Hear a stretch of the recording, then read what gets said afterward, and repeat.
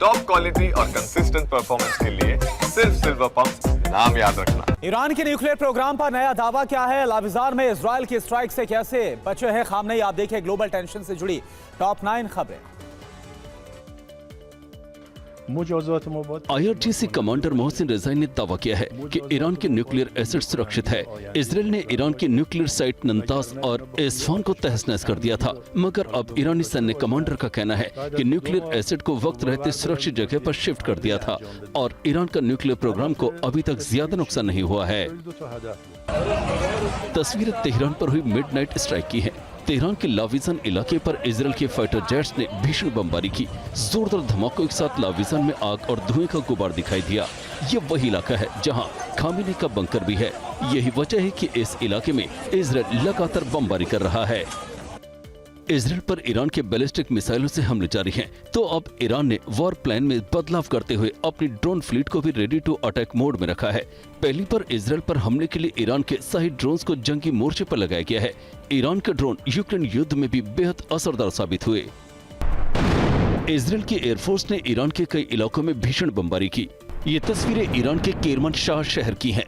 Kerman Shah में Israeli air force ने कई इलाकों को तहस-नहस कर दिया, तो ईरान के डिफेंस सिस्टम ने कई मिसाइलों को नाकाम भी किया। इजराइल के होलोन में ईरानी मिसाइल हमले में भारी नुकसान हुआ है। इजराइल की मकीन डेविड एडम आपातकालीन सेवाओं के मुताबिक बताया कि इस हमले में एक व्यक्ति गंभीर रूप से घायल हुआ, जबकि 2 दर्जन से अधिक लोग मामूली रूप से चोटिल हैं। होलोन में इमारतों को भी बड़ा नुकसान हुआ है। दर्जनों अपार्टमेंट और 2 धार्मिक स्थल क्षतिग्रस्त हुए।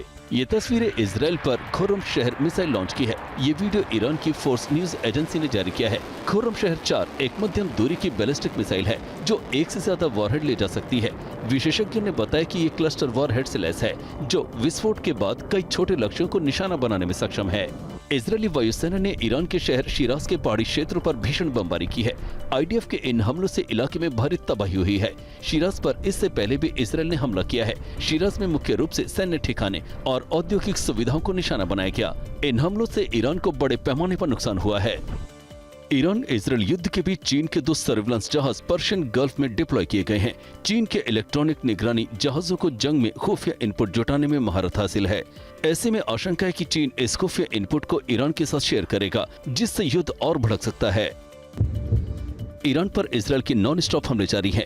IDF ने अब पूर्वी तेहरान पर विध्वंसक हमला किया है। इस बीच ईरान के एयर डिफेंस सिस्टम ने इजरायल के अटैक ड्रोन को इंटरसेप्ट किया और आसमान में ही ड्रोन को ध्वस्त कर दिया। इस बीच एंटी ड्रोन गन से भी कई हमलों को नाकाम किया गया।